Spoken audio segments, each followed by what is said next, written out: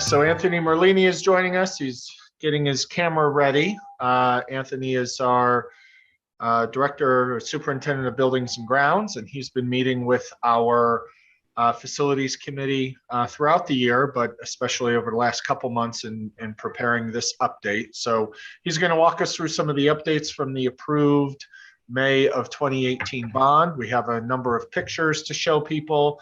At the end of the presentation earlier this week, we added a series of additional slides from the capital project from impacting all 5 of our schools and other facilities. So those are uploaded onto this PowerPoint that you could look at your leisure.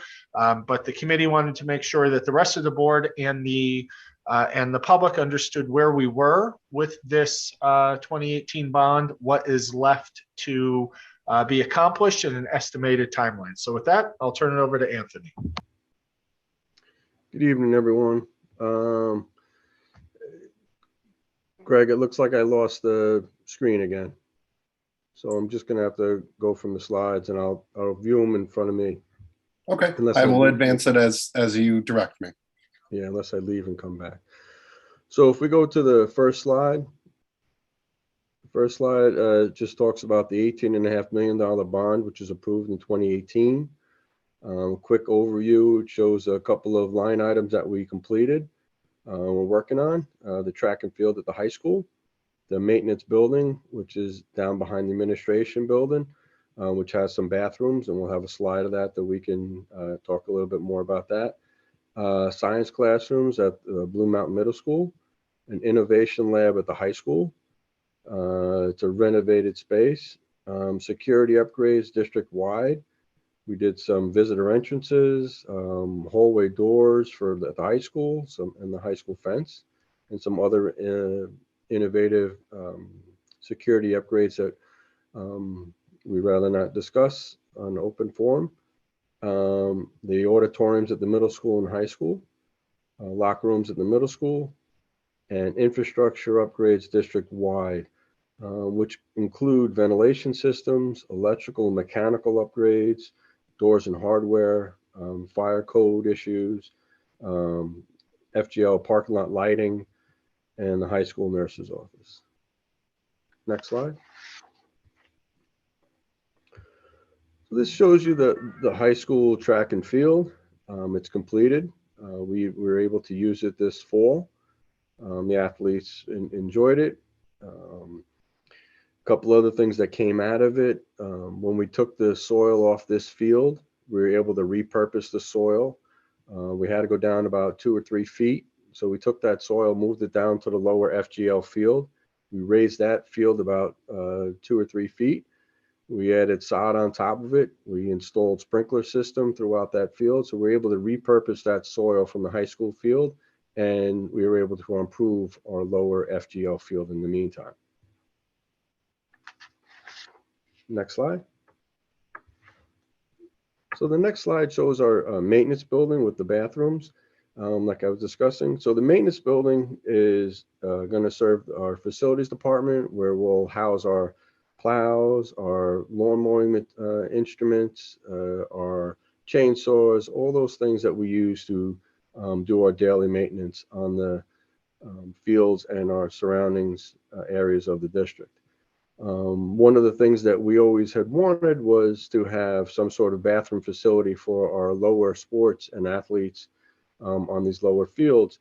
So one of the things that we did was we put in 2 bathrooms so that we can use for sports. We're able to use them this fall for the athletes. There's an awning that goes over top of it that also gives them an area of refuge in case of inclement weather or storm. They can go in underneath that if for the time being, and when the weather changes, they can come back out and they can do what they have to do, or they can be transported off to safety. We are currently using this facility. It's occupied and up and running. Next slide. Next slide shows you the Blue Mountain Middle School science classrooms and labs. They are completed and in use. We did 3 rooms altogether. We did new cabinets, new flooring, ceiling, LED lighting. We have ADA compliance now in those rooms, and new tables and chairs. Next slide. Next slide shows our high school innovation lab. This picture is actually from the design rendering. The tables and chairs are in there, but they're all pushed off to the side because we've been using this space for not actual teaching yet.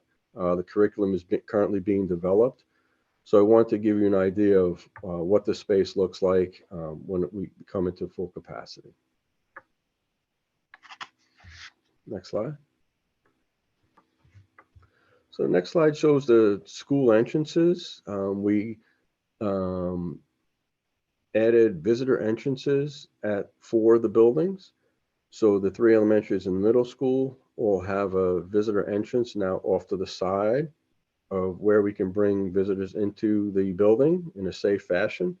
All the doors and hardware have been installed, and we're in a troubleshooting phase. At BV in the high school, we have some technical issues and some hardware issues that we're working through, but we're confident that we'll have those resolved soon. Frank G. Lindsay, Blue Mountain Middle School, and Furnace Woods are all working. The high school, we didn't have the opportunity to put in a visitor entrance, so we're using the main entrance to come in with visitors, but we fortified the doors at the top of the stairs and changed those out, and we're going to have that as be the secure area for when visitors come in, and they'll come in two sets of doors, but just through the main entrance. So a little different than the other buildings, but the same principles. Next slide. Next slide shows the Blue Mountain Middle School auditorium. We were able to do some performances back in December, the middle school and the high school. We did a choral and we did some orchestra and band. And now we're looking to do some more performances this month with the middle school choral. Some additional considerations that we're looking to do there is improve the lighting, which for the spots in the stage, and the sound of the mics. They're currently working. It's just that we have the opportunity now, with all the other improvements that we've done there, to make some further adjustments and improvements in that space as well. Next slide. Next slide shows the high school auditorium. The original bond construction work is complete, which included seats, painting the ceiling, new flooring, and acoustics. Acoustics primarily being the most important in that space.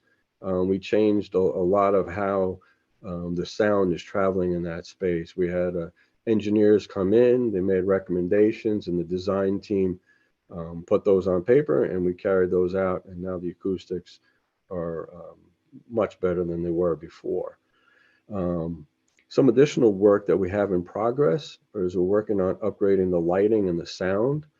We're in the process of doing that right now. We have an outside contractor that's handling the installation of the equipment. And then our in-house team is doing the installation of the wiring.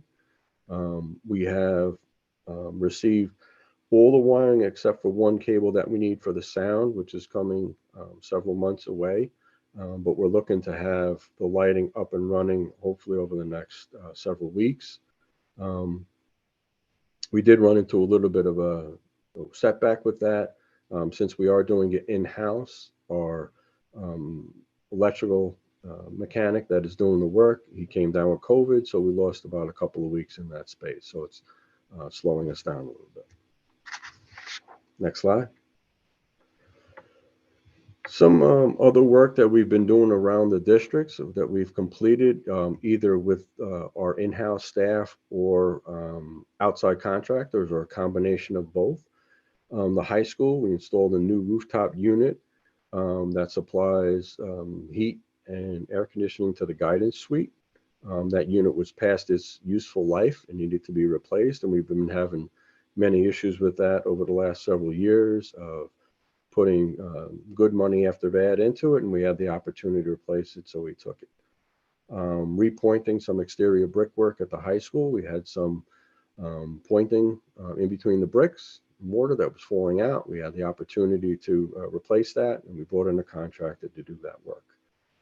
Blue Mountain Middle School, new kitchen, walk-in refrigerator, freezer. The refrigeration portion of that refrigeration freezer has been going bad for the last couple of years. We've been putting money into that, and we had the opportunity to replace that So we're in the process of doing that. We're about 90% complete, and we should have that done over the next several weeks. New doors and hardware in the locker room. So at the Blue Mountain Middle School, when we did the locker rooms there, we did pretty much the internal space. But the doors, once we got completed with everything, they needed a freshening up too. So we had the opportunity to replace the doors and the hardware. So we replaced that as well. We made it a more secure space. Frank G. Lindsay, there's filler panels in the window wall system. Those filler panels are metal over top of an insulated panel. They started to rust out and rot out on the bottoms from condensation. So we had the opportunity to improve those over the summer. So we did that as well. And we have some pictures of those at the end of this presentation. Or actually next slide, please. So here you can see the FGM window panels. The first view is on the back side of the building, and you can see that there's some rust and scaling on the bottom of those panels. And what we did was we sanded those and took care of those and stopped the rust, and then we fixed an FRP panel over the top of them, and you can see it on the picture on the right where we changed the view. It's two different views, but you get the idea of what we were trying to achieve there. Next slide, please. Some additional projects at Furnace Woods. The kitchen and bathroom, we renovated that with an outside contractor, top to bottom. New floor, new ceilings, new fixtures, everything. Buchanan Verplanck, we had painted some classrooms. There was a lot of work that was done in the hallway with the bond, where they painted some areas, and we needed to come back in and touch up some of that. So we had some touch-up work done in the hallways, and then we had the opportunity to do some classrooms. We did that work as well, painting. And then the library, we did some painting work in there, and we changed the ceiling tile with my crew. District-wide, we've been doing some security upgrades. We're always looking to make improvements. We have a couple of security consultants that we work with that make recommendations, and we try to keep on top of those. So we've made some upgrades to our PA systems, to our cameras, etc. This is an ongoing thing that we can constantly do, and we're looking to do some more upgrades in the near future. We also installed a visitor management system. It's at all the buildings that it's live, except for the high school. We have to install a special kiosk because of the situation of how you enter that building with visitors. And once we make that, we're ready to launch that as well. And this is something that we're going to have to roll out with the superintendent and make some policy changes of how we're doing this. But we're ready to go with that, and we might see that happen over the next several weeks. And then we have some proposed future upgrades. So at Buchanan Verplanck, we're looking to do some renovations in the cafeteria auditorium. It's currently in the design phase. We expect submission to the State Education Department in May of 2022. And we're looking to begin construction in the summer of 2023 and be completed by September of 2023. We may do some work in that area this summer to try to get a jump. So if there's anything that we can do this summer to alleviate some of the construction next summer, that we'll try to do that to get ahead of the game. We're going to do some replacement of carpeting in select areas, primarily the hallways because it's the most trafficked area. We're looking to do that the summer of 2022 as well. High school, we're looking to replace the library computer lab rooftop unit. This unit is also towards the end of its useful life. There's been many issues with it. We keep getting to limp along, putting money into it, but we're looking to replace that the summer of 2022 as well. And then we're looking to replace some flooring in select areas also this summer. We always try to replace flooring and upgrade our areas every year, and I work with the principals, and they give me several rooms, and we try to do those as much as we can with the finances and the budget that we have. Next slide, please. The building conditions survey is our 5-year plan. The purpose of this 5-year plan, it gives us a target of where we want to go over the next 5 years and where our buildings need to be upgraded and where renovations need to be made. It's done by an independent evaluation. We'll hire an outside consultant, architect. It's a team of architects, engineers of many different disciplines, and they'll come in and look at all the different components of a building and they'll rate them to see where they are. They'll also look for code issue violations or issues with code that has changed over the last several years and where we need to be moving forward. It's also a mechanism to develop future bond projects. So our last BCS was done in 2015, and which also led to our 2018 bond. So you can kind of get an idea of how that one rolls into another. We've done visual inspections in 2020, and we're looking to do another visual inspection in 2022. And our next BCS is due in 2024.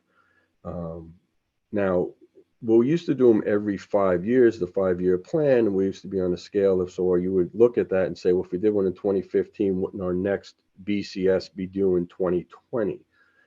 However, what the state had decided, since all 700 school districts were clamoring to do their BCS at one time, and it was taking up a lot of the resources, meaning the architects and engineers throughout the state, they felt that it wasn't a good process where architects and engineers could evaluate school districts on a timely fashion. So they decided to break up the schools across the state in 5 segments. And this way they could break it up where architects and engineering teams could have do different areas, and they would be able to do it more efficiently. So in the interim, what we've been doing is a visual inspection in 2020. Our next one is due in 2022.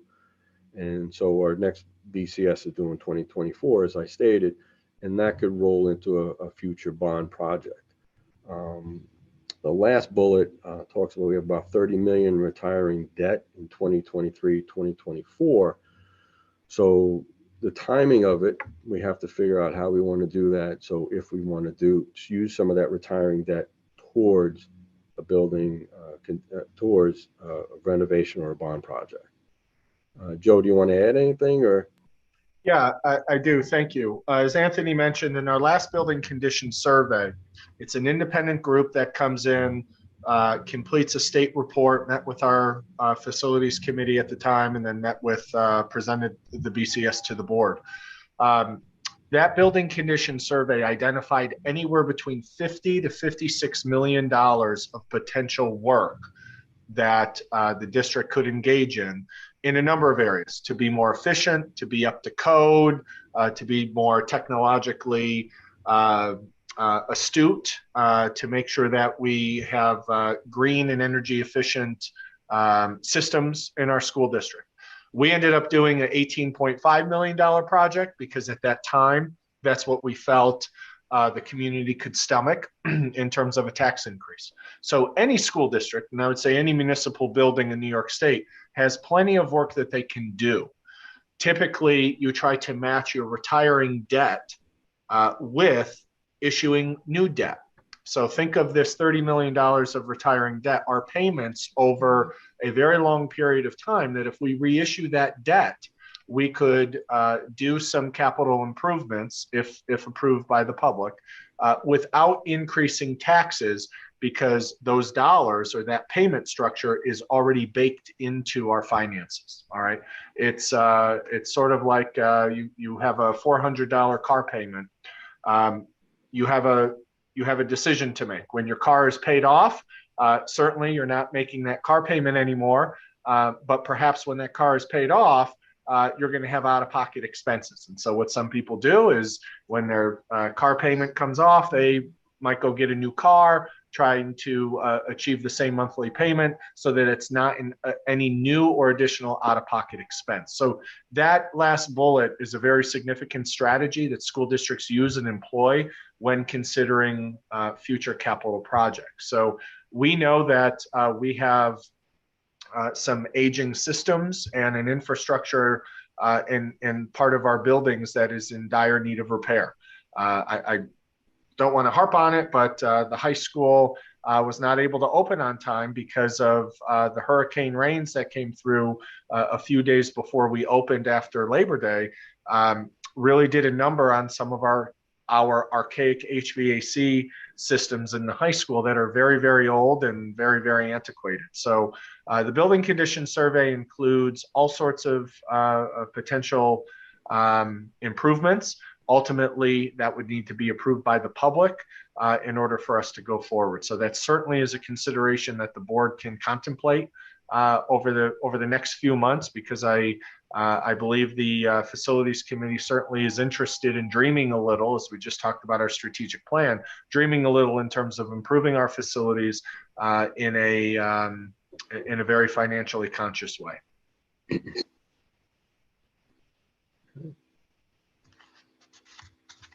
And just real quick, we added, as I mentioned at the onset, we added additional slides at the end of the presentation that you guys can look through on your own, but we added some additional slides of the improvements in various aspects of the school, so you can see the additional commitment that our community has made to improving our facilities that we're very, very thankful for.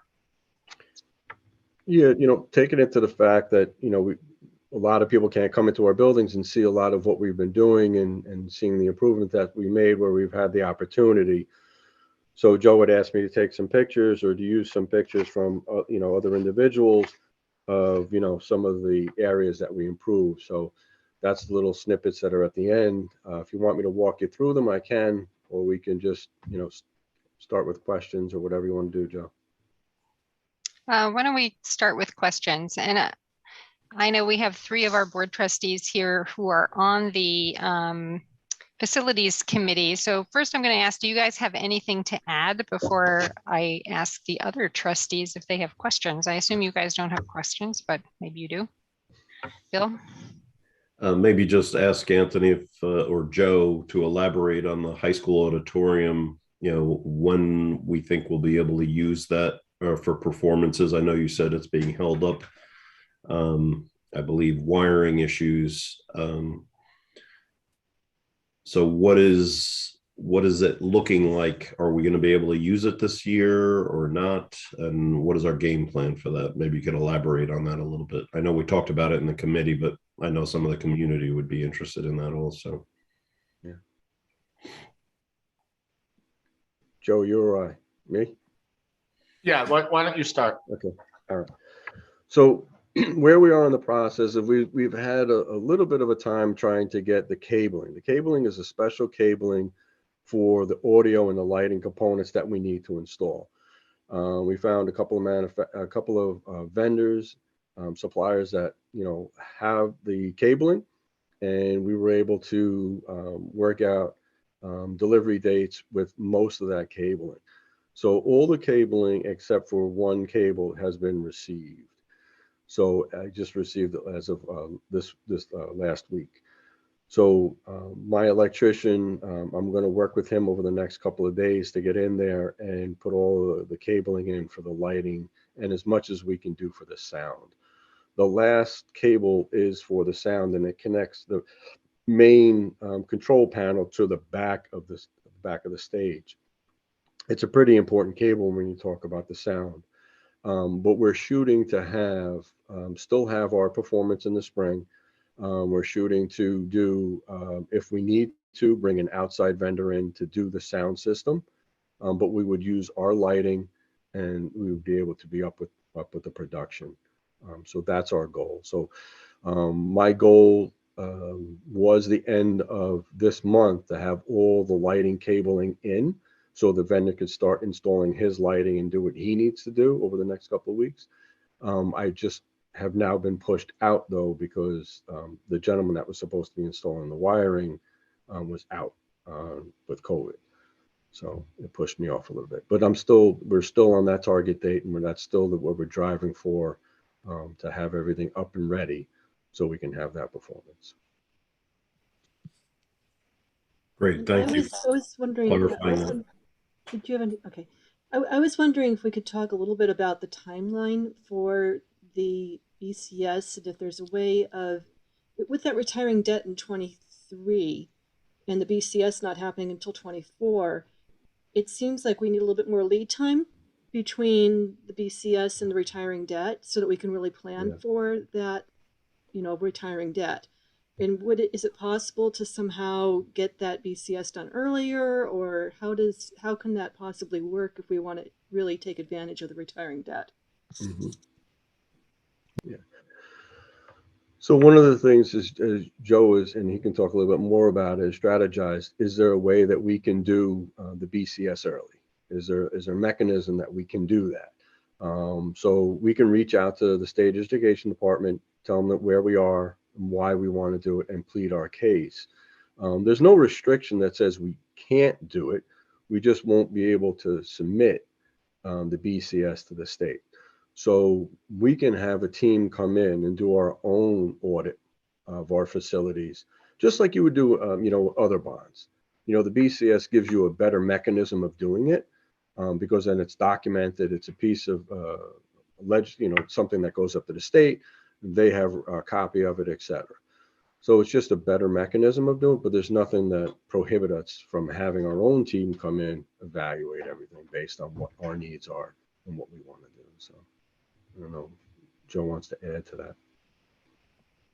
Yeah, that's exactly right. And the reason for the board and the public that we need the building condition survey is the potential work that is outlined in that document is the check and balance between what we ask voters to approve. So if we want to receive state aid, which is an incentive to do a bond and have long-term borrowing at low interest, you need to connect your project back to your voter approval, all the way back to your BCS. Otherwise, you're not eligible for state aid.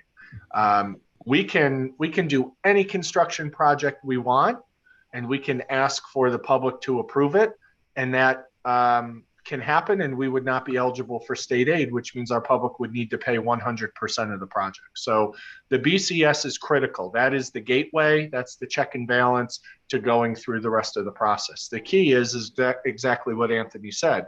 Could we petition the state to say, look, our last BCS was 2015-16. We're not projected for 8 years. Here are some issues we've had or some concerns, as well as an opportunity to align potentially a project in future borrowing with retiring debt. They may grant us an exception, but I think we need to start with the state to see what the process is to do that. I know that sometimes the cost of a BCS is aidable, meaning the state will reimburse the district. It's usually an expense in the neighborhood of $100,000 to $120,000. It's that involved.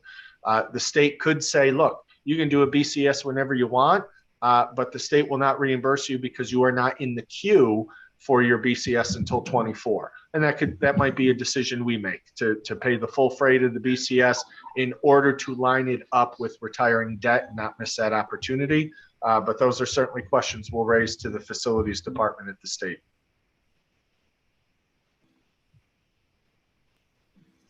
Thank you. Thank you both. Jen, did you have anything to add before I ask the other trustees? No, I think we just thought it was important to share some of the successes of projects that we did complete, and Lisa and the questions that we spoke about as far as the next step. Thank you. Yeah, it's exciting to see some of these projects being completed. It's disappointing, I think, to everybody that the auditorium's been held up. COVID and supply chains and availability of workforce has really done a number on those things. So who do we have left? Alexis, did you have any questions? No, I didn't. Anthony, thank you for taking us through that and also sharing all the pictures. I know that in normal times, we've all been able to see the improvements that you guys make, but we haven't been in the buildings in so long, the public. I had a question, and you might have said it and I missed it, but was there a similar setback with the auditorium in the middle school, or no? Did I make that up? I felt like there was something that wasn't finished there. There have been a couple little setbacks for one reason or the other. We were waiting on components for, minor things, trying to get resolved. And then, trying to get individuals back into the building. So the lighting that's in these spaces, a lot of these spaces, is controlled by computer or goes through, has to have programming done to it. They're very sophisticated LED fixtures. So we had to get somebody in to come in and program them. They weren't working the way they should be. They would go on, but they wouldn't dim the way they should, or they wouldn't operate 100%. So we had some issues getting some people back. So it did delay us a little bit. And we needed to just push that home, and we had to push the contractor at the end to really take care of that. So yeah, we were a little delayed. Okay, cool. That's it for me. All right, thank you. And Corey? So Anthony, Mm-hmm. you've done a great job with this. I mean, it was a huge undertaking, ton of different projects going on at the same time. Like really, really happy with the way things turned out. And thank you for the time you took to give me the tour. You know, I know we didn't get to the last school there, but you know, I've seen everything. I actually did attend an event at the Blue Mountain Auditorium, and I was there with my wife, and she was so impressed with how the auditorium has changed. I mean, the place is completely transformed. So really fantastic job. Looking forward to the additional sound and lighting. I'm glad that's moving forward. I would like to ask, though, for the future, I know we've talked about this before, but new HVAC for the schools, right? You know, it'd be great to get some sort of air conditioning in all the schools for the kids, because it gets ridiculously hot. And obviously with COVID and ventilation, I know that there are challenges with that. I know it's super expensive. I know logistically it's next to impossible in some spots. But, you know, the fact that, you know, you're continuing to look at that, I'm hoping that that's still on the plan, because I think it would make education so much easier for everybody, faculty and students and staff. Comfort is important. And, you know, you always see teachers posting about how they're sweltering in 100-degree classrooms, and, you know, or it's freezing outside and they have to open the windows because of COVID. So, you know, obviously if we can get better HVAC for the future, it will be better. And for BV, did you ever find out what's under the cafeteria? Like, do we know that yet? Or are we going to be in for a big surprise when we start that project and open it up and find out there's bedrock there that we can't move without dynamite? Yeah, so that does pose a little bit of an issue. So we haven't had the opportunity to do it yet, only because of the timing and trying to get someone in to do it. And now school's open, et cetera. So we're looking to do it during one of the breaks between now and the end of this school year, to try to get an idea of what's underneath there. My fear is, like, you know, even if we take core samples and we bore down, that we could miss where the rock is, if there is any rock, or if there's any ledge, or if there's any, you know, situations underneath there. So that always is, you know, something of an unknown, and, you know, a prospect that we have to deal with. But yeah. In terms of HVAC with the EPC, I did task the contractor consultant that's going to be doing the EPC with looking at, you know, ventilation and cooling throughout the district. You know, where we can take that opportunity, we are going to try to mitigate, you know, one way or the other.